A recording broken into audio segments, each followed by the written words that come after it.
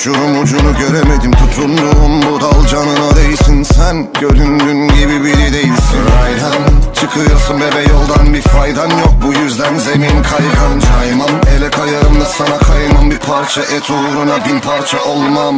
Rakı şişesi benimle kafa buluyor. Ben içimi dökemedim, o beni bana buluyor. İçince benim kafam öyle güzel oluyor ki bu anasam benim damarımı dile vuruyor. Sevda bir dalın elması gibi bu devirde, daldan dala elma bul hadi bir kere daha. Mevla heba olan kaç meyve muhtaç kula kaç dal gibi. Leyla aradı yine bir Mecnun, çölle su bitti Leyla bir meftun. Leyla yine hangi düşemez alıyor Leyla, yine kafan mı Leyla. Leyla aradı yine bir Mecnun, çölle su bitti Leyla bir meftun. Leyla yine hangi düşemez oluyor Leyla, yine kafan mı Leyla. Küstüm benim bu garezimde sana, seni bana yasak eden avuç içinde külümü ara. Faturaların hatıralarımı bitiriyor, bu dişinin diş izi size dizi gibi geliyor. Sen prenses ben prenstim, senin için kaç gül göt ettim. Kaza bir yana baya düştüm ki belalara dur diyor. Daha dana kemik ona eti bana. Derime tenime ne dilime ne ölüme, su dökemez ne mezarıma ne de elime. Geleceksin sözüme ve de düşeceksin önüme. Diz çöktüreceğim ben itin birine. Mevsimler resmini kanattı,